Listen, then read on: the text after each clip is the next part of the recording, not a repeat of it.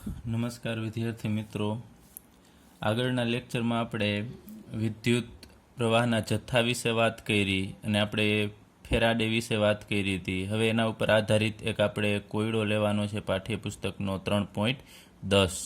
તો એની આપણે રકમ જોઈએ કે CuSO4નું દ્રાવણ, અહીંયા એક પાત્ર છે એની અંદર CuSO4નું દ્રાવણ છે, એમાં 10 મિનિટ માટે 1.5 એમ્પિયરનો પ્રવાહ, અહીંયા જે બેટરી છે એની મદદથી આ દ્રાવણની અંદર 1.5 એમ્પિયર પ્રવાહ છે એના વડે વિદ્યુત વિભાજન કરવામાં આવ્યું. એટલે કે 1.5 એમ્પિયર વિદ્યુત પ્રવાહ 10 મિનિટ માટે આ દ્રાવણમાંથી પસાર કરવામાં આવે છે.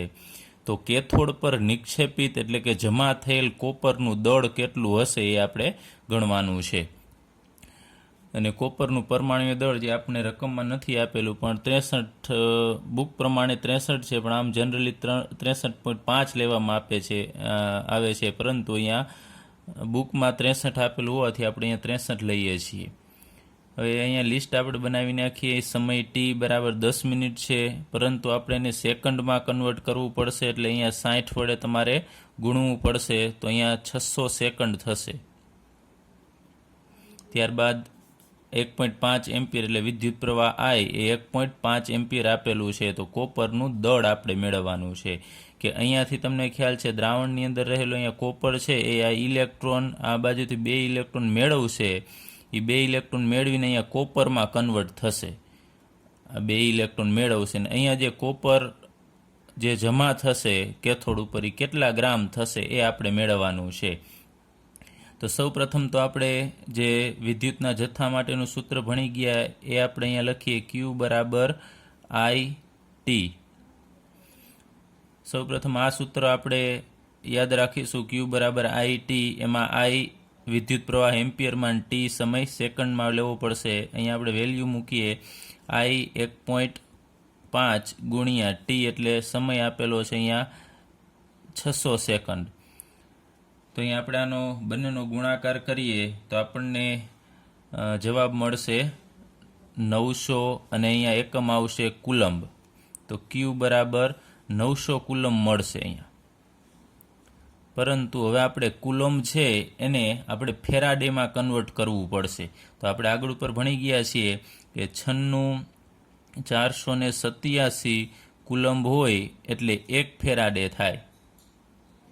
એટલે આપણે ભણી ગયા છે કે 1 કુલમ આટલો જે વીજભાર છે એ 1 મોલ ઇલેક્ટ્રોન ઉપરનો વીજભાર છે. એટલે 96487 કુલમ હોય એટલે 1 ફેરાડે થશે. તો અહીં આપણે 900 કુલમ બરાબર કેટલા થાય એની કેલ્ક્યુલેશન કરવાની છે. તો અહીંયા લખીએ 900 કુલમ બરાબર કેટલા ફેરાડે. તો અહીંયા આપણે એનું સાદુરૂપ આપીએ તો આ બંનેનો ગુણાકાર થશે એટલે 900 ગુણ્યા 1 છેદમાં 96487. અહીંયા કુલમ છે, કુલમ ઉડી જશે અને અહીંયા એકમ આપણને ફેરાડેમાં મળશે. તો અહીંયા ક્યુ છે એ જ આપણે મેળવીએ છીએ, પરંતુ ફેરાડેમાં મેળવીએ છીએ. તો આ બંનેનો આપણે ભાગાકાર કરશું એટલે આપણને મળશે 0.0093 ફેરાડે. એટલે વિદ્યુતનો જથ્થો અહીંયા આપણે ફેરાડેમાં મેળવ્યો. ચાલો, આટલું કર્યા પછી હવે શું કરવાનું છે એ અહીંયા લખીએ. હવે આપણે એટલો ખ્યાલ આવી ગયો કે આ કોષમાંથી કેટલા ફેરાડે વિદ્યુત પ્રવાહ પસાર કરવામાં આવે છે. તો 0.0093 ફેરાડે છે એ આ કોષમાંથી પસાર કરવામાં આવે છે. પહેલાં આપણે આટલી કેલ્ક્યુલેશન કરવાની થશે. Q બરાબર IT ઉપરથી કુલમ અને એને ભાગ્યા તમે 96487 કરશો એટલે ફેરાડેમાં જવાબ મળશે. તો આપણે આટલા ફેરાડે છે એ આ કોષમાંથી પસાર કરીએ છીએ.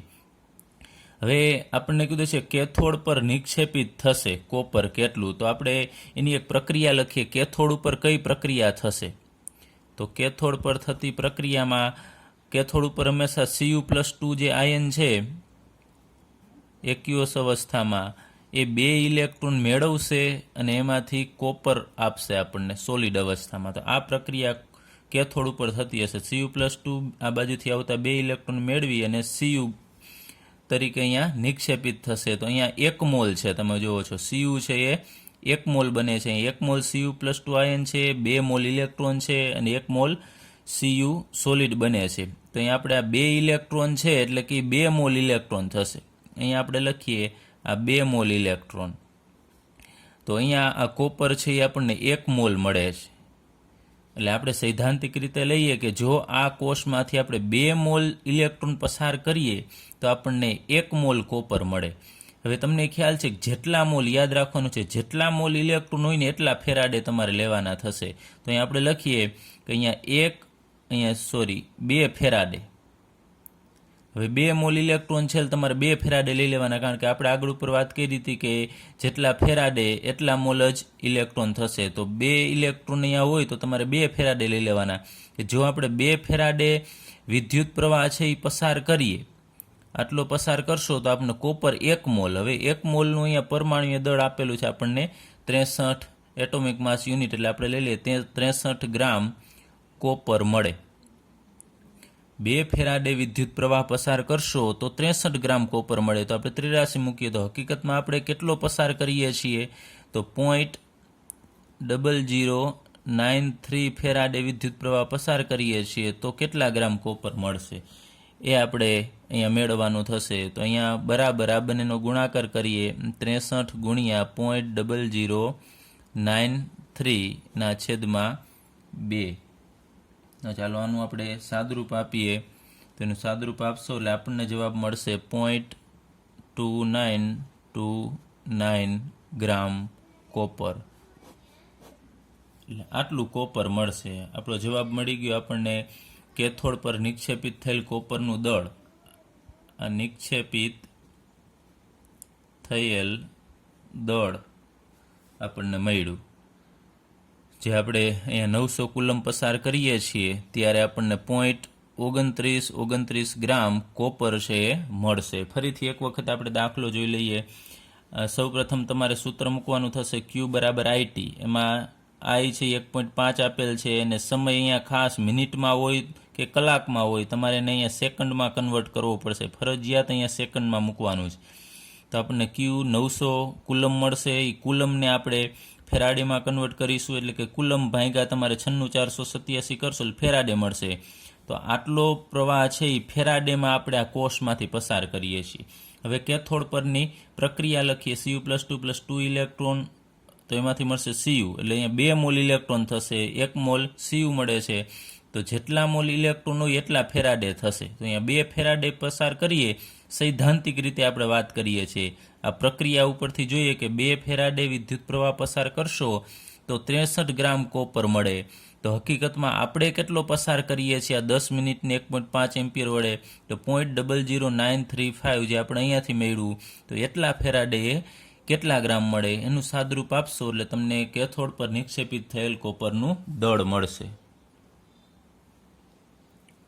હવે આપણે એના પછીનો પોઈન્ટ લઈએ, વિદ્યુત વિભાજનની નિપજો. એટલે કે વિદ્યુત વિભાજન આપણે કરશું તો એમાંથી અહીંયા નિપજ મળશે કેથોડ એનોડ ઉપર, એ કઈ મળશે અને એનો આધાર કેના ઉપર રહેલો છે એ લઈએ.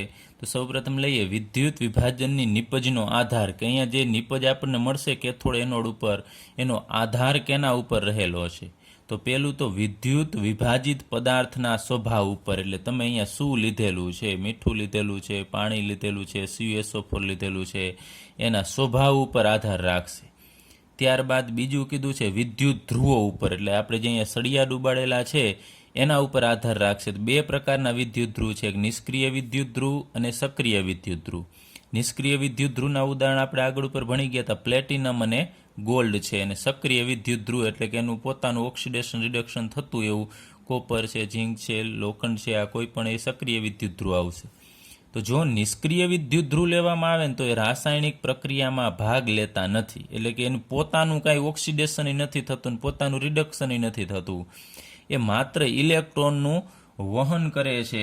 અને બીજા શબ્દોમાં કહીએ તો આપણે એ અપવાહિકા તરીકે કામ કરે છે, ઇલેક્ટ્રોનનું વહનનું કામ કરે છે અને એના સ્ત્રોતનું કામ કરે છે, ઇલેક્ટ્રોનના સ્ત્રોતનું. એટલે પોતાનું કાંઈ ઓક્સિડેશન નહીં થાય ને પોતાનું રિડક્શન નથી થતું. પરંતુ જો સક્રિય વિદ્યુત ધ્રુવ લેવામાં આવે તો એ રાસાયણિક પ્રક્રિયામાં ભાગ લે છે. એટલે કે કાંઈ એનોડ છે એ ખવાતો જતો હોય ને કેથોડ ઉપર વધુ પ્રમાણમાં એ જ ધાતુ છે જમા થતી જતી હોય, એવું સક્રિય વિદ્યુત ધ્રુવમાં છે થાય છે કે એનોડ ખવાતો જાય. જ્યારે નિષ્ક્રિય વિદ્યુત ધ્રુવમાં એનોડ લીધેલો હોય એ ક્યારેય ખવાતો નથી, કારણ કે નિષ્ક્રિય હોવાથી એનું પોતાનું ઓક્સિડેશન કે રિડક્શન નથી થતું, એટલે કે રાસાયણિક પ્રક્રિયામાં ભાગ લેતા નથી. ચાલો, ત્યારબાદ ઓક્સિડેશન કરતા અથવા તો રિડક્શન કરતા સ્પીસીઝ ઉપર આધાર રાખશે. અહીંયા જે સ્પીસીઝ અંદર રહેલી છે ઓક્સિડેશન કરતા સ્પીસીઝ છે કે રિડક્શન કરતા એના ઉપર આધાર રાખે છે. આ ઉપરાંત પ્રમાણિત વિદ્યુત ધ્રુવ પોટેન્શિયલ ઉપર આધાર રાખશે કે એનો પોટેન્શિયલ શું છે, કે એની અંદર જે પદાર્થ ભરેલો છે એનું પોતાનું પ્રમાણિત વિદ્યુત ધ્રુવ પોટેન્શિયલનું મૂલ્ય કેટલું છે એ આપણે આગળ ઉપર ભણવાના છે. જે જુદી જુદી પ્રક્રિયા લેશું ત્યારે આપણે એની વાત કરીશું. ત્યારબાદ કેટલીક વિદ્યુત રાસાયણિક પ્રક્રિયાઓ છે એ નીચા વોલ્ટેજે ઘણી બધી ધીમી હોય છે. અમુક પ્રક્રિયા છે તમે આમાંથી ઓછો વિદ્યુત પ્રવાહ આપો છો તો પ્રક્રિયા ઘણી બધી ધીમી થતી હોય છે અને વધારાનો પોટેન્શિયલ લગાડવો પડે છે. એ પ્રક્રિયાને આપણે જો સ્પીડમાં લઈ આવી હોય તો વધારાનો પોટેન્શિયલ લઈ આવવો પડે છે, કારણ કે ધીમી છે અને અમુક વખતે એટલી બધી ધીમી હોય છે કે આપણને ખબર જ નથી પડતી પ્રક્રિયા થાય છે. તો વધારાનો પોટેન્શિયલ લગાડવો પડે છે, જેને આપણે સામાન્ય રીતે ઓવર પોટેન્શિયલ કહીએ છીએ અને એને બીજું ગુજરાતીમાં અધિવિભવ કહેવામાં આવે છે. એ લગાડવો પડે છે. આથી આવા પ્રક્રમો છે ખૂબ જ મુશ્કેલ બને છે કે જે નીચા વોલ્ટેજ એ ખૂબ ધીમા હોય છે અને ઊંચું વોલ્ટેજ લગાડો તો પણ એ મુશ્કેલીથી પ્રક્રિયા થતી હોય છે. તો એની અવેજીમાં બીજી પ્રક્રિયા થતી હોય એ થશે. એ પણ આપણે આગળ ઉપર પોઈન્ટમાં વાત કરીશું. હવે આપણે લઈએ પિગલિત. જુદા જુદા વિદ્યુત વિભાજ્ય પદાર્થ આ કોષની અંદર લેશું અને એમાં એનોડ ઉપર કઈ નિપજ મળશે અને કેથોડ ઉપર કઈ નિપજ મળશે એના વિશે ચર્ચા કરવાની છે. તો એમાં આપણે સૌપ્રથમ લઈએ પિગલિત NaCl નું વિદ્યુત વિભાજન. તો લઈએ પિગલિત NaCl નું વિદ્યુત વિભાજન એટલે મીઠું લેવાનું છે પણ પીગાળેલું મીઠું. તો આ આપણે પાત્ર લીધેલું છે એ પાત્રની અંદર આપણે લઈએ પિગલિત NaCl લેવાનું છે. ખાસ અહીંયા યાદ રાખજો પિગલિત NaCl એટલે માત્ર પીગાળેલું. તો આની અંદર માત્ર Na+ અને Cl- જ હાજર હશે. પિગલિત NaCl ની અંદર પાણી તો હશે નહીં, કારણ કે આપણે કોઈ પણ પાત્રની અંદર મીઠું લઈને એને માત્ર પીગાળવાનું છે. તો પિગલિત NaCl ની અંદર માત્ર Na+ અને Cl- જ હાજર હશે. ચાલો, હવે આ એનોડ અને કેથોડ એ બંને અત્યારે આપણે માનો કે પ્લેટિનમના લઈએ. પ્લેટિનમ છે એ એનોડ તરીકે છે અને બીજો પ્લેટિનમ છે એ કેથોડ તરીકે છે. તો અહીંયા દ્રાવણની અંદર બે જ વસ્તુ હાજર છે પિગલિત NaCl ની અંદર. ખાસ હજી એક વખત કહું છું, પિગલિત NaCl એટલે પીગાળેલું, એમાં પાણી હશે નહીં. તો મીઠું છે એમાં બે જ આયન છે Na+ ને Cl-. તો અહીંયા જે દ્રાવણ ભરેલું છે લિક્વિડ ફોર્મમાં એ પીગાળેલું Na+ મીઠું NaCl છે એટલે એની અંદર માત્ર Na+ અને Cl- જ હાજર હશે. હવે કેથોડ ઉપર કઈ પ્રક્રિયા થશે અને એનોડ ઉપર કઈ પ્રક્રિયા થશે એ આપણે લઈએ. તો કેથોડ ઉપર તમને ખ્યાલ છે બેટરીમાંથી અહીંયા વિદ્યુત પ્રવાહ છે એ પસાર થવાનો છે. તો ઇલેક્ટ્રોન છે એ આ બેટરીમાંથી આવશે અને અહીંયા દ્રાવણની અંદર ઇલેક્ટ્રોન આવશે આ બાજુએ. તો અહીં ઇલેક્ટ્રોન હવે મેળવશે કોણ? દ્રાવણની અંદર બે વસ્તુ છે હાજર, એક Na+ છે અને એક Cl- છે. તો એ બંનેમાંથી તમને ખ્યાલ છે Cl- તો ક્યારેય ઇલેક્ટ્રોન મેળવશે નહીં. તો ઇલેક્ટ્રોન મેળવશે Na+, એટલે કે ધન આયન હોય એ સામાન્ય રીતે ઇલેક્ટ્રોન મેળવે છે. તો આ Na+ છે આ ઇલેક્ટ્રોન મેળવવા માટે અહીંયા વિદ્યુત ધ્રુવ ઉપર જશે અને ત્યાં ઇલેક્ટ્રોન મેળવશે. તો અહીંયા Na+, કે જે અહીંયા લિક્વિડ ફોર્મમાં છે એ આપણે વાત કરીએ કે અહીંયા લિક્વિડ ફોર્મમાં છે એ એક ઇલેક્ટ્રોન મેળવશે અને એમાંથી Na બનાવશે. ઇલેક્ટ્રોન મેળવી લેશે એટલે તટસ્થ થશે અને તટસ્થ થશે એ સોલિડ બની જશે. એને સોલિડ એટલે કે સોડિયમ ધાતુ અહીંયા જે ઘન અવસ્થામાં મળશે એ અહીંયા કેથોડ ઉપર જમા થતી જશે. સોડિયમ ધાતુ છે આના ઉપર ચોંટી જશે, અહીંયા નિક્ષેપિત થશે અથવા તો આપણે કહી શકીએ જમા થતી જાય છે. તો કેથોડ ઉપર સોડિયમ ધાતુ મળે છે. હવે એવી જ રીતે એનોડ ઉપર શું પ્રોસેસ થશે? તો આપણે આગળ ઉપર એ વાત કરી હતી કે બેટરીમાંથી ઇલેક્ટ્રોન આવે છે તો એમાંથી બહાર નીકળ્યા તો ફરીથી આપણે આ બાજુએ બેટરીમાં ઇલેક્ટ્રોન દાખલ કરવા પડશે, કેમ કે એક વિદ્યુત ધ્રુવ પર ઇલેક્ટ્રોન મેળવાતા હોય તો બીજા વિદ્યુત ધ્રુવ પર ઇલેક્ટ્રોન ફરજિયાત ગુમાવવા જ પડશે. તો હવે ઇલેક્ટ્રોન ગુમાવશે કોણ? તો ફરીથી આપણી પાસે સવાલ આવ્યો કે NaCl-માં પિગલિતમાં Na+ ને Cl- જ છે. હવે Na+ આની અંદર હાજર છે એ તો કાંઈ ઇલેક્ટ્રોન ગુમાવવાનો નથી, કારણ કે એને ગુમાવી દીધા છે. તો ગુમાવશે કોણ? કે જેની પાસે છે વધારાનો ઇલેક્ટ્રોન એ. તો Cl- છે કે જેની પાસે વધારાનો ઇલેક્ટ્રોન છે એ ઇલેક્ટ્રોન ગુમાવી દેશે. અહીંયા એક ઇલેક્ટ્રોન આ વિદ્યુત ધ્રુવને આપી દેશે, અને એ વિદ્યુત ધ્રુવ આ ઇલેક્ટ્રોન છે એ ફરીથી આ બેટરી મારફતે કેથોડ તરફ જવા દેશે. તો Cl- ઇલેક્ટ્રોન ગુમાવે છે. તો આપણે લખીએ Cl- કે જે લિક્વિડ ફોર્મમાં છે એ એક ઇલેક્ટ્રોન ગુમાવશે એટલે એ Cl-માં કન્વર્ટ થઈ જશે. પણ એકલો Cl આપણે નથી લખી શકતા, એટલે 1/2 Cl2 લખવું પડશે. અને ક્લોરીનની અવસ્થા તમને ખ્યાલ છે ગેસ, તો અહીંયા ક્લોરીન વાયુ અવસ્થામાં ઉત્પન્ન થાય છે. તો કેથોડ ઉપર સોડિયમ બનશે, તો સોડિયમ તો અહીંયા નિક્ષેપિત થશે, જમા થઈ જશે, પણ વાયુ છે અહીંયા ચોંટી શકતો નથી. તો અહીંયાથી એક પરપોટા બહાર નીકળશે. એ જે પરપોટા નીકળશે એ ક્લોરીનના હશે. તો અહીંયા એનોડ ઉપર આપણે કહી શકીએ કે ક્લોરીન ઉત્પન્ન થાય છે, અને કેથોડ ઉપર છે એ સોડિયમ જમા થશે. તો આવું તમને પૂછી શકે કે પિગલિત NaClનું વિદ્યુત વિભાજન કરવામાં આવે તો કેથોડ ઉપર કઈ નિપજ મળે છે? તો કેથોડ ઉપર આ પ્રક્રિયા રિડક્શનની થશે, અને એનોડ ઉપર હંમેશા ઓક્સિડેશન થતું હોય છે. તો તમારે એટલું યાદ રાખવાનું, રિડક્શન છે એ તો પ્લસ અને માઇનસમાંથી આ પ્લસનું થશે, તો Na પ્લસમાંથી Na બનશે, અને એનોડ ઉપર Cl- છે એમાંથી Cl બનવાનો છે. આટલું જ યાદ રાખવાનું છે. મેળવશે ધનવાળો અને ગુમાવશે ઋણવાળો, એવું માત્ર NaCl અહીંયા હાજર છે, Na પ્લસ ને Cl- એટલે જ થશે. તો પિગલિત NaClનું વિદ્યુત વિભાજન કરતાં કેથોડ ઉપર સોડિયમ ધાતુ અને એનોડ ઉપર ક્લોરીન વાયુ ઉત્પન્ન થાય છે. અહીંયાથી પરપોટા સ્વરૂપે ક્લોરીન છે એ બહાર નીકળશે. ચાલો હવે આપણે સાંદ્ર જલીય NaClનું આપણે દ્રાવણ લેવાનું છે, ને એનું વિદ્યુત વિભાજન કરવાનું છે. એટલે કે જલીય દ્રાવણ લેશું આપણે. આગળ ઉપર આપણે પિગલિત NaCl લીધું હતું, જ્યારે અહીંયા સાંદ્ર જલીય NaClનું આપણે વિદ્યુત વિભાજન કરશું. તો અહીંયા મીઠાને પાણીની અંદર ઓગાળવાનું છે. એટલે અહીંયા હાજર શું હશે, પહેલાં તો આપણે એ લખી નાખીએ. આ જે દ્રાવણ છે, દ્રાવણની અંદર હાજર શું હશે? તો એક તો મીઠું હશે NaCl, અને બીજું તમને ખ્યાલ છે પાણી હશે H2O. આગળ ઉપર આપણે ભણી ગયા એમાં માત્ર NaCl જ હાજર હતું, જ્યારે અહીંયા સાથે આ બંને વસ્તુ હાજર હશે. તો હવે NaCl તો તમને ખ્યાલ છે પાણીની અંદર ઓગળશે, એટલે એમાંથી Na પ્લસ બનશે અને બીજો Cl માઇનસ બનશે. તો અહીંયા દ્રાવણની અંદર આપણે કહી શકીએ કે Na પ્લસ હાજર હશે અને Cl માઇનસ પણ હાજર હશે. અને એવી જ રીતે બીજું તમને ખબર છે પાણીનું આયનીકરણ થાય છે, તો પાણીમાંથી બે વસ્તુ બનશે, H પ્લસ અને બીજું OH માઇનસ. તો એના લીધે પણ અહીંયા બે વસ્તુ હાજર હશે, એક H પ્લસ હાજર હશે અને પાણીમાંથી ઉત્પન્ન થયેલો OH માઇનસ પણ હાજર હશે. આટલી વસ્તુ છે એ જલીય NaClના દ્રાવણની અંદર હાજર હશે. આટલું આપણને ખ્યાલ હોવું જોઈએ કે મીઠાના કારણે દ્રાવણની અંદર Na પ્લસ Cl માઇનસ હશે, અને પાણીના લીધે H પ્લસ અને OH માઇનસ હાજર હશે. હવે આમાંથી જ્યારે વિદ્યુત પ્રવાહ પસાર કરવામાં આવે છે ત્યારે આપણે સૌપ્રથમ લઈએ કેથોડ ઉપર કઈ પ્રોસેસ થશે, કેવી પ્રક્રિયા થશે. તો કેથોડ ઉપર આગળ ઉપર પિગલિત NaClમાં કોઈ શક્યતા નહોતી, કારણ કે એક જ ધનાયન હતો. હવે અહીંયા કેથોડ ઉપર બે શક્યતા છે. એ બે શક્યતા લખી. એક તો આપણી પાસે Na પ્લસ છે ને બીજું H પ્લસ, તો બંને ઇલેક્ટ્રોન મેળવી શકે. તો અહીંયા Na પ્લસ કે જે એક્યુઅસ અવસ્થામાં છે એ, અને બીજો H પ્લસ એ પણ એક્યુઅસ અવસ્થામાં છે, એ બંને ઇલેક્ટ્રોન મેળવી શકે. અત્યારે આપણે માત્ર શક્યતા જ લઈએ છીએ કે Na પ્લસ ઇલેક્ટ્રોન મેળવશે તો એમાંથી Na સોલિડ બનશે, અને H પ્લસ ઇલેક્ટ્રોન મેળવશે તો એમાંથી 1/2 H2 ગેસ એટલે કે હાઇડ્રોજન વાયુ ઉત્પન્ન થશે.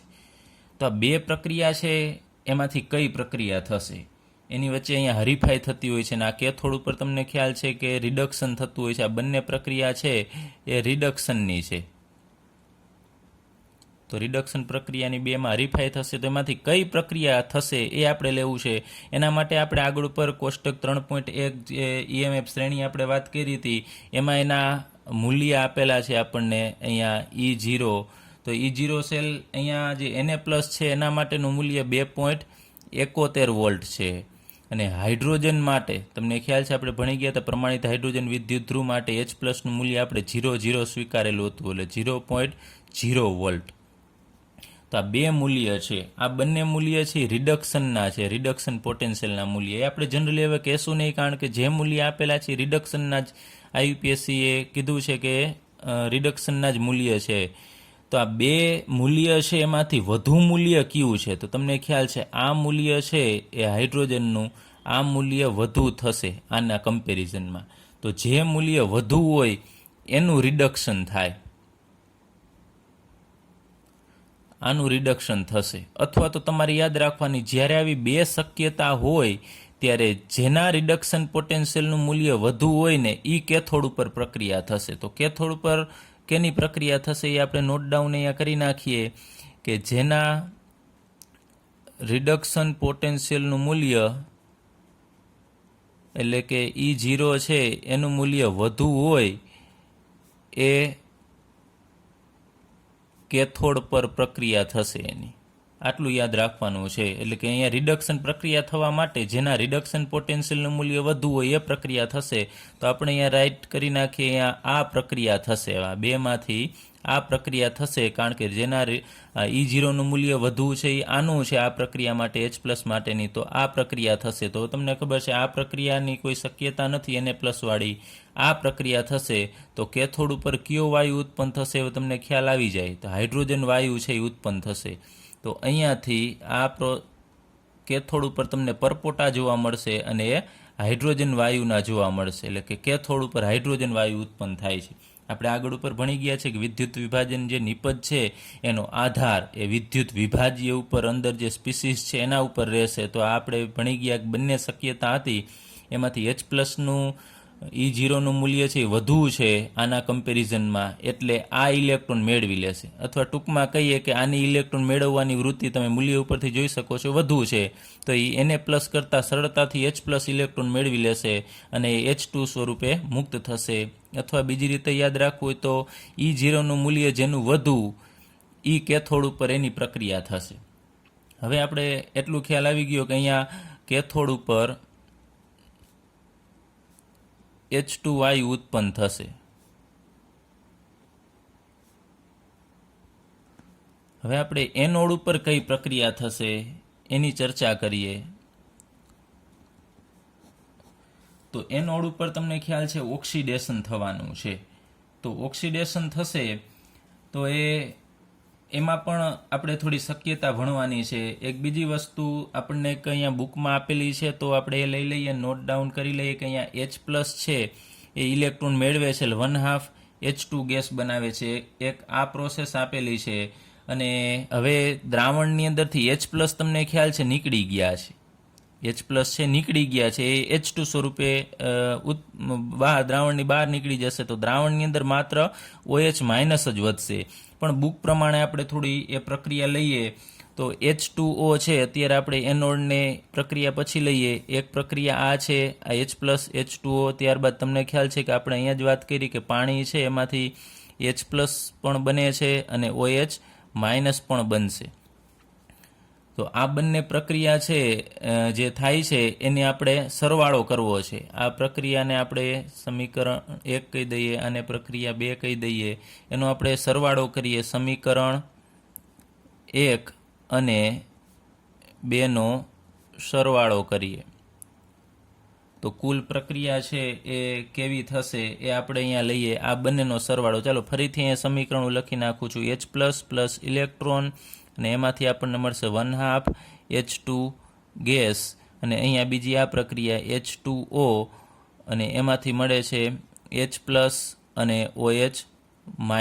તો આનો સરવાળો કરશું આપણે, એટલે H+H+ કેન્સલ થશે, બીજું કાંઈ હવે કેન્સલ નથી થતું. તો અહીંયા લખીએ H2O કે જે લિક્વિડ ફોર્મમાં હશે એ અને પ્લસ ઇલેક્ટ્રોન, અને આ બાજુ એક 1/2 H2 ગેસ અને પ્લસ OH-.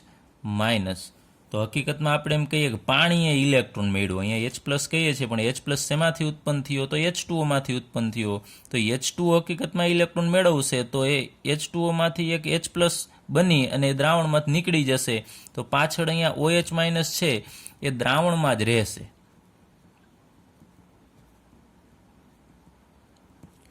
બરોબર, એ આપણે બુક પ્રમાણે અહીંયા લીધું છે. આ બંનેનો સરવાળો કરી અને આ પ્રોસેસ, એટલે ટૂંકમાં અહીંયા કહેવા માગે છે કે આ પ્રક્રિયા છે ને એ કેથોડ પર થશે, કેથોડ પર થતી પ્રક્રિયા. તો તમે બંને લઈ શકો, પણ હકીકતમાં આપણે કહીએ કે H+ ઉત્પન્ન થયા એ પાણીમાંથી જ ઉત્પન્ન થયેલા છે. તો પાણી ઇલેક્ટ્રોન મેળવી 1/2 H2 અને OH- ઉત્પન્ન કરે છે. હવે આપણે લઈએ એનોડ ઉપર થતી પ્રક્રિયા. હવે લખીએ એનોડ પર થતી પ્રક્રિયા. એમાં પણ બે શક્યતા છે. તો એનોડ ઉપર તમને ખબર છે કે ઇલેક્ટ્રોન મુક્ત કરવાના છે. તો મુક્ત કરવા માટે આપણી પાસે અહીંયા Cl- છે, અને બીજું દ્રાવણની અંદર અહીંયા પાણી છે, અથવા તમે કહી શકો OH- છે અહીંયા, અથવા આપણે લઈએ પાણી લઈએ. જેમ અહીંયા પાણીએ ઇલેક્ટ્રોન મેળવા એમ કહી શકાય, એવી રીતે અહીંયા પાણી ઇલેક્ટ્રોન ગુમાવી પણ શકે. તો બે શક્યતા છે, Cl- ઇલેક્ટ્રોન ગુમાવશે અને H2O. બેમાંથી કઈ પ્રક્રિયા થશે? પહેલાં તો આપણે બંને શક્યતા લઈએ કે Cl- કે જે એક્યુઅસ અવસ્થામાં છે એ ઇલેક્ટ્રોન ગુમાવશે તો 1/2 Cl2 બનાવશે અને એક ઇલેક્ટ્રોન છે એ મુક્ત કરે છે, એટલે આ ઇલેક્ટ્રોન છે એ મુક્ત કરશે અહીંયા. અને બીજી શક્યતા છે પાણી, કે પાણી છે પોતે ઇલેક્ટ્રોન મુક્ત કરે છે. તો અહીંયા આપણે 2 મોલ H2O લઈએ, 2 મોલ H2O, કે જે લિક્વિડ છે એમાંથી ઇલેક્ટ્રોન, તમને ખબર છે પાણીની અંદર બે વસ્તુ છે, હાઇડ્રોજન અને ઓક્સિજન. બેમાંથી ઇલેક્ટ્રોન કઈ ઓક્સિજન નહીં મુક્ત કરે, હાઇડ્રોજનને મુક્ત કરવા પડશે. તો અહીંયા 4 આપણી પાસે હાઇડ્રોજન છે, તો એ 4 હાઇડ્રોજન છે એ 4 ઇલેક્ટ્રોન ગુમાવશે, એટલે એમાંથી 4H+ બનશે. 4 ફરીથી 2 દુ 4 હાઇડ્રોજન છે તો એ 4 ઇલેક્ટ્રોન ગુમાવી દેશે, તેમાંથી 4H+ બનશે. પણ હવે ઓક્સિજન તમે જુઓ છો 2 છે, એ ઇલેક્ટ્રોન ગુમાવશે નહીં, તો એ બંને ઓક્સિજન અહીંયા ભેગા થઈ અને ઓક્સિજન વાયુ બનાવશે. તો એનોડ પર થતી પ્રક્રિયામાં બે શક્યતા થઈ કે ક્લોરીન છે એ ઇલેક્ટ્રોન ગુમાવશે તો ક્લોરીન વાયુ ઉત્પન્ન થશે, અને પાણી છે એ ઇલેક્ટ્રોન ગુમાવશે તો ઓક્સિજન વાયુ ઉત્પન્ન થશે. તો અહીંયા બે શક્યતા થાય છે. તો એમાંથી કઈ શક્યતા જોવા મળે છે એના માટે આપણે એના રિડક્શન પોટેન્શિયલનું જે મૂલ્ય છે એ આપણે લઈએ. તો અહીંયા ક્લોરીન માટે E સેલનું મૂલ્ય, E0 સેલ છે એનું મૂલ્ય થશે 1.36 વોલ્ટ, અને પાણી માટે E0 સેલનું મૂલ્ય છે એ 1.23 વોલ્ટ છે. હવે યાદ રાખજો, અહીંયા આપણે કીધું કે જેના રિડક્શન પોટેન્શિયલનું મૂલ્ય વધુ હોય, જેનું E0નું મૂલ્ય વધુ હોય, કેથોડ ઉપર પ્રક્રિયા થતી હોય, તો આપણે અહીંયા કહી શકીએ એનોડ ઉપર એનાથી ઉલટું હોય, જેના E0 સેલનું મૂલ્ય ઓછું હોય તે એનોડ પર પ્રક્રિયા આપશે. તે પ્રક્રિયા એનોડ ઉપર થશે. યાદ રાખવાનું છે તમારે, જેના E0નું મૂલ્ય ઓછું ને એ એનોડ ઉપર થશે. તો અહીંયા બેમાંથી તમે જુઓ છો કે ઓછું મૂલ્ય તો પાણીનું છે, E0 સેલનું મૂલ્ય 1.23 વોલ્ટ છે. તો પ્રક્રિયા આ થવી જોઈએ આપણા અંદાજ પ્રમાણે, કે જેના E0નું મૂલ્ય ઓછું છે તે એનોડ પર થશે, આ થવી જોઈએ પ્રક્રિયા. પરંતુ હકીકતમાં આ પ્રક્રિયા થતી નથી. પ્રક્રિયા તો આ થાય છે, એનોડ ઉપર ક્લોરીન વાયુ છે એ ઉત્પન્ન થશે. આ પ્રક્રિયા થાય છે એનું કારણ શું છે? કેમાં પાણીના રિડક્શન પોટેન્શિયલનું મૂલ્ય ઓછું છે છતાં એનું ઓક્સિડેશન કેમ નથી થતું? કારણ કે આપણે આગળ ઉપર ભણી ગયા છીએ ઓવર પોટેન્શિયલ. આની જે પાણી માટેની પ્રક્રિયા છે એ થાય છે પણ ખૂબ ધીમી હોય છે, એટલા માટે એ આ પ્રક્રિયા કરી શકતો નથી. કે અહીંયા ઓક્સિજન વાયુ ઉત્પન્ન થાય છે ઓવર પોટેન્શિયલ, આપણે ટૂંકમાં લખી નાખીએ ઓવર પોટેન્શિયલ ના કારણે આ પ્રક્રિયા થતી નથી. એટલે થતી હશે પણ ધીમી થતી હશે, એટલે એના કરતાં સરળતાથી આ ક્લોરીનની પ્રક્રિયા થઈ જાય છે. એટલે હવે આ બે શક્યતા હતી, એમાંથી વેલ્યુ પ્રમાણે આ થવી જોઈએ પણ એ પ્રક્રિયા નથી થતી, આપણે ભણી ગયા. તો હવે પ્રક્રિયા થશે Cl- માંથી Cl2 બનવાની અને ઇલેક્ટ્રોન, તો અહીંયા ક્લોરીન વાયુ ઉત્પન્ન થશે. તો કેથોડ ઉપરથી આપણે યાદ રાખીશું, એનોડ ઉપર અહીંયા ક્લોરીન વાયુ ઉત્પન્ન થશે. તો આ પ્રક્રિયા આપણે આખો કોર્સ ભણી ગયા. એમાં કેથોડ ઉપર હાઇડ્રોજન વાયુ ઉત્પન્ન થાય છે અને એનોડ ઉપર ક્લોરીન વાયુ ઉત્પન્ન થાય છે. આટલું યાદ રાખવાનું. તમને પૂછી શકે એનોડ ઉપર ક્લોરીન વાયુ છે એ ઉત્પન્ન થશે. હવે ઓલ ઓવર આ પ્રક્રિયામાં થાય છે શું, આખી આપણે પ્રક્રિયા લઈએ, બીજું શું રહેશે આ દ્રાવણની અંદર. તો તમને ખબર છે કે અહીંયા Na+ છે એ કંઈ એની પ્રક્રિયા થતી જ નથી, તો દ્રાવણની અંદર Na+ એમને હાજર રહેશે. ત્યારબાદ બીજું Cl- તો હાજર નથી રહેતો, કારણ કે એ Cl2 સ્વરૂપે મુક્ત થઈ જાય છે. બીજું દ્રાવણની અંદર આ H+ પ્રક્રિયા કરી હાઇડ્રોજન નીકળી જશે ને બીજું અહીંયા OH- આપણે કીધું તો દ્રાવણમાં જ હાજર રહેશે. તો અહીંયા OH- છે એ દ્રાવણમાં હાજર રહેશે. તો દ્રાવણની અંદર તમે જુઓ છો કે Na+ હાજર હશે ને OH-, તો આ બંને ભેગા થઈ અને NaOH બનાવે છે, એટલે દ્રાવણ છે એ બેઝિક બનશે. આનો દ્રાવણમાં NaOH ઉત્પન્ન થવાના કારણે દ્રાવણ છે એ બેઝિક બનશે.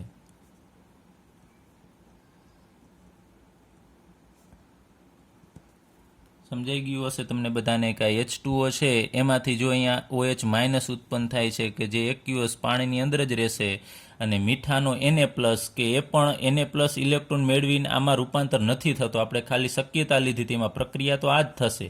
તો દ્રાવણની અંદર Na+ હશે ને OH- હશે, એટલે દ્રાવણ બેઝિક બને છે, NaOH ઉત્પન્ન થશે. હવે આપણે ટોટલી આ બધી પ્રક્રિયા છે એનો સારાંશ લખીએ કે અહીંયા શરૂઆતમાં આપણે લીધું હતું NaCl, એ બધી જ પ્રક્રિયા છે ને આપણે અહીંયા કમ્બાઈન લખીએ આખા કોષમાં થતી પ્રક્રિયા. તો અહીંયા NaCl કે જે એક્યુઅસ છે એ પાણીની અંદર ઓગળશે. અહીંયા H2 આપણે પાણીની અંદર ઓગાળીએ છીએ, તો એમાંથી બનવાનું છે Na+, એક્યુઅસ પ્લસ Cl-, એ પણ એક્યુઅસ. ત્યારબાદ કેથોડ ઉપર કઈ પ્રક્રિયા થઈ એ આપણે આગળ ઉપર અહીંયા ભણી ગયા છે. કેથોડ ઉપર આ H+ વાળી જે પ્રક્રિયા, પણ અહીંયા આપણે ફાઇનલી આ પ્રક્રિયા કહીએ છીએ કે કેથોડ ઉપર થતી પ્રક્રિયા H2O છે એ ઇલેક્ટ્રોન મેળવે છે. તો કેથોડ ઉપર કઈ પ્રક્રિયા થાય છે એ લખીએ. કેથોડ ઉપર અહીંયા H2O પાણી કે જે લિક્વિડ ફોર્મમાં છે એ ઇલેક્ટ્રોન મેળવશે અને એમાંથી 1/2 H2 ગેસ એટલે હાઇડ્રોજન વાયુ ઉત્પન્ન કરે છે અને દ્રાવણની અંદર OH- ઉત્પન્ન થશે. અને એવી જ રીતે એનોડ ઉપર કઈ પ્રક્રિયા થશે એ લખીએ. તો એનોડ ઉપર આપણે અહીં લખી જ છે Cl- છે ઇલેક્ટ્રોન ગુમાવે છે, એક્યુઅસ એ ઇલેક્ટ્રોન ગુમાવી અને 1/2 Cl2 ગેસ પ્લસ ઇલેક્ટ્રોન, તો અહીંયા ઇલેક્ટ્રોન ગુમાવે છે. હવે આ ત્રણેય પ્રક્રિયા છે એનો આપણે સરવાળો કરવાનો છે કે ટોટલ અહીંયા આપણો જે કોષ હતો, દ્રાવણ હતું, એની અંદર આટલી વસ્તુ હાજર છે. NaCl-માંથી Na+Cl- બને છે. કેથોડ ઉપર આ પ્રક્રિયા થાય છે, એનોડ ઉપર Cl- ઇલેક્ટ્રોન ગુમાવે છે. આ પ્રક્રિયા થશે. તો ઓલ ઓવર પ્રક્રિયાના અંતે આપણને ચોખ્ખી પ્રક્રિયા કઈ મળશે, એટલે કે કુલ પ્રક્રિયા છે, એટલે એનું પરિણામ શું આવશે એ આપણે અહીંયા લખીએ. તો સામે એ પહેલાં કાંઈ ઉડે છે, કેન્સલ થાય છે, એ આપણે જોવાનું છે. તમને ખ્યાલ છે અહીંયા ઇલેક્ટ્રોન છે, તો અહીંયા ઇલેક્ટ્રોન કેન્સલ થશે, આ બાજુએથી ઇલેક્ટ્રોન કેન્સલ થશે. ત્યારબાદ અહીંયા H2O છે, તો આ બાજુ ક્યાંય H2O નથી, અહીંયા NaCl છે, ક્યાંય NaCl નથી. અહીંયા જોજો, અહીંયા NaCl, અહીંયા Na+Cl- બંને અલગ થશે. અહીંયા Cl- કે જે એક્યુઅસ છે અને અહીંયા Cl- એક્યુઅસ છે, એ કેન્સલ થશે. ચાલો, તો આ બાજુ વધશે શું, બીજું કાંઈ ઉડતું નથી. તો અહીંયા NaCl કે જે એક્યુઅસ અવસ્થામાં છે એ, ત્યારબાદ બીજું અહીંયા પાણી વધશે, કેમ કે પાણી તો આ બાજુ બીજું એ હાજર અહીંયા છે જ. સોરી, આ પાણી અહીંયા આપણે લેવાનું છે H2O, અહીંયા લિક્વિડ, અને અહીંયા બીજું આપણને મળશે એક Na+ વધે છે. સૌપ્રથમ Na+, એક્યુઅસ પ્લસ અહીંયા બીજું જુઓ છો તમે OH- હાજર છે, અને ત્રીજું અહીંયા મળે છે 1/2 H2 ગેસ અને 1/2 Cl2 ગેસ. આવી પ્રોસેસ થાય છે આખા પાત્રની અંદર. કુલ પ્રક્રિયા NaCl ઓગળેલું છે એ અને પાણી બંને ભેગા મળશે, એટલે એમાંથી Na+ બનશે, OH-. તો આ બંને છે એ દ્રાવણમાં જ રહે છે, દ્રાવણમાં જ રહેશે અને તમને ખ્યાલ છે NaOH બને છે. આ બંને ભેગા થઈને NaOH બનશે, એટલે એના કારણે દ્રાવણ છે એ બેઝિક બનશે. અને આ H2 છે એ આપણે ભણી ગયા, આ કેથોડ ઉપર ઉત્પન્ન થશે અને ક્લોરીન વાયુ છે એ એનોડ ઉપર ઉત્પન્ન થાય છે. તો તમને પૂછે કે NaCl ના જલીય દ્રાવણનું વિદ્યુત વિભાજન કરવામાં આવે તો દ્રાવણ એસિડિક થશે કે બેઝિક? તો યાદ રાખજો એ બેઝિક થાય છે, કારણ કે આની અંદર OH માઇનસ ઉત્પન્ન થાય છે. ચાલો હવે આપણે લઈએ સલ્ફ્યુરિક એસિડ H2SO4 નું વિદ્યુત વિભાજન. એટલે આપણે એનું જલીય દ્રાવણ લેવાનું છે. H2SO4 છે એને આપણે પાણીની અંદર ઓગાળીને એનું આપણે દ્રાવણ ભરીશું. તો આ પાત્રની અંદર શું હાજર હશે? એક તો પોતે જ સલ્ફ્યુરિક એસિડ હાજર હશે H2SO4, કે જેનું આયનીકરણ થઈને 2H+ ને SO4- 2 બનશે. એટલે આપણે લઈએ અહીંયા H+ અહીં હાજર હશે અને બીજું SO4- 2 પણ હાજર હશે અને બીજું H2O પાણી પણ હાજર હશે અહીંયા H2O. તો સૌપ્રથમ તમારે જોવાનું કે આ પાત્રની અંદર કેટલી વસ્તુ હાજર હશે. ફરીથી એક વખત H2SO4 છે એના લીધે ઉત્પન્ન થયેલા H+ અને SO4- 2 હાજર હશે અને બીજું પોતે જ પાણી હશે. તો અહીંયા એનોડ ઉપર કઈ પ્રક્રિયા થાય છે ને એ આપણે લઈએ. એનોડ પર થતી પ્રક્રિયા, એના ઉપર એમાં પણ બે શક્યતા છે. એક તો આપણે સૌપ્રથમ લઈએ પાણી છે, તો પાણીનું ઓક્સિડેશન થઈ શકે છે. આપણે આગળ ઉપર ભણી ગયા છે એનોડ ઉપર થતી પ્રક્રિયા, એમાં પાણી H2O કે જે લિક્વિડ ફોર્મમાં છે એ ઇલેક્ટ્રોન ગુમાવે. તો આપણે આગળ ઉપર વાત કરી હતી કે અહીંયા 2 મોલ H2O છે તો એમાં 4 હાઇડ્રોજન છે. તો ઇલેક્ટ્રોન ઓક્સિજન નથી ગુમાવતો, હાઇડ્રોજન ગુમાવે છે, કારણ કે વિદ્યુતઋણતા હાઇડ્રોજનની ઓછી છે. તો અહીંયા 4 હાઇડ્રોજનમાંથી 4 H+ બનશે અને એને 4 આ ઇલેક્ટ્રોન ગુમાવેલા છે અને ઓક્સિજન એમનેમ રહેશે. એ બંને જોડાઈ અને O2 ગેસ બનાવી નાખશે અને અહીંયા આ એક્યુએસ અવસ્થામાં આવશે.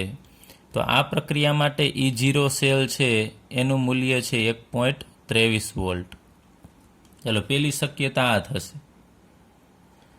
ત્યારબાદ બીજી શક્યતા લઈએ, જે સલ્ફ્યુરિક એસિડની અંદર આ બે વસ્તુ, સલ્ફ્યુરિક એસિડમાં કેનું ઓક્સિડેશન થશે? તો તમને ખ્યાલ છે H+ છે તો પહેલેથી ઇલેક્ટ્રોન ગુમાવેલા છે, એટલે આનું ઓક્સિડેશન થઈ શકે નહીં. આનું ઓક્સિડેશન થશે SO4- 2 નું. તો એનોડ ઉપર ફરીથી બીજી શક્યતા આપણે લઈએ કે SO4- 2, એટલે કે જે સલ્ફેટ આયન છે એ આપણે 2 સલ્ફેટ આયન લઈએ. તો સલ્ફેટ આયન ઇલેક્ટ્રોન અહીંયા એનોડ ઉપર ફરીથી એક વખત એનોડ ઉપર ઇલેક્ટ્રોન ગુમાવવાની પ્રોસેસ થાય છે. એટલે અહીંયા શરૂઆતમાં તમારે H+ કે તો લેવાનું થશે જ નહીં, કાં પાણી લેવું પડશે, કાં અહીંયા કોઈ પણ ઋણ આયન લેવો પડશે. તો અહીંયા આપણે પાણીનું ઓક્સિડેશન અહીંયા જોયું.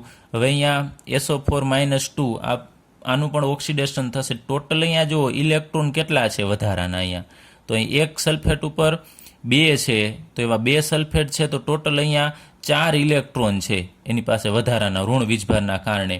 તો એમાંથી 2 ઇલેક્ટ્રોન છે એ પોતે ગુમાવી દેશે, અહીંયા +2 ઇલેક્ટ્રોન. આટલું જ થાય છે. ટોટલ અહીંયા 2 દુને 4 છે, એમાંથી 2 ઇલેક્ટ્રોન ગુમાવશે. તો અહીંયા હવે એની પાસે 4માંથી 2 ઇલેક્ટ્રોન મુક્ત થઈ ગયા, વધશે કેટલા ઇલેક્ટ્રોન? તો 2 ઇલેક્ટ્રોન. તો અહીંયા આ બધાને તમારે જોડી દેવાનું છે કે અહીંયા સલ્ફર કેટલા છે? તો 2. તો અહીંયા આપણે લખીએ S2. ઓક્સિજન કેટલા છે? તો 4 દુને 8, તો અહીંયા O8. અને હવે ઇલેક્ટ્રોન ટોટલ અહીંયા વીજભાર હતો 2 દુને 4, -4 હતા. જ્યારે અહીંયા 2 ઇલેક્ટ્રોન નીકળી ગયા તો અહીંયા 2 જ વધશે ઇલેક્ટ્રોન, તો એના ઉપરનો વીજભાર આવશે -2 અને એની અવસ્થા થશે એક્યુઅસ. તો આવી પ્રોસેસ થશે. સલ્ફેટ આયનમાંથી આપણને જે H2O8- 2 છે એનું નામ થશે પેરોક્સી ડાયસલ્ફેટ આયન. આ બને છે અને 2 ઇલેક્ટ્રોન મુક્ત થાય છે. એના માટે E0 નું મૂલ્ય છે એ 1.96 વોલ્ટ છે. તો અહીંયા આ જે 2 પ્રોસેસ થાય છે એમાંથી કઈ પ્રક્રિયા ક્યારે થશે એની આપણે વાત કરીએ. તો જે પહેલી પ્રક્રિયા છે એ જ્યારે દ્રાવણ મંદ હોય ત્યારે થશે. મંદ દ્રાવણમાં આ પ્રોસેસ થાય છે અને જો સાંદ્ર દ્રાવણ હોય, સલ્ફ્યુરિક એસિડનું જો સાંદ્ર દ્રાવણ હશે તો એ સાંદ્ર દ્રાવણની અંદર આ પ્રોસેસ થશે. યાદ રાખજો, મંદ દ્રાવણમાં આ પ્રોસેસ થાય છે અને સાંદ્ર દ્રાવણમાં આ નીચેની જે સલ્ફેટ આયન છે એનું ઓક્સિડેશન થશે. તમે આ પોટેન્શિયલ મુજબ જોશો તો પ્રક્રિયા આ થવી જોઈએ, એનોડ ઉપરની પ્રક્રિયા 1.23, કેમ કે જેનું મૂલ્ય ઓછું E0નું એ પ્રક્રિયા એનોડ ઉપર થશે, પરંતુ મંદ દ્રાવણ છે એટલે સલ્ફેટનું પ્રમાણ ઓછું હોય એટલે આ પ્રક્રિયા નહીં થાય. એટલે મંદ દ્રાવણમાં પાણી છે એનું ઓક્સિડેશન થાય છે, જ્યારે સાંદ્ર દ્રાવણ હશે ત્યારે SO4-2નું પ્રમાણ વધુ હશે, એટલે આનું સરળતાથી પ્રક્રિયા થશે, કેમ કે આમાં ઓવર પોટેન્શિયલ છે જોવા મળે છે.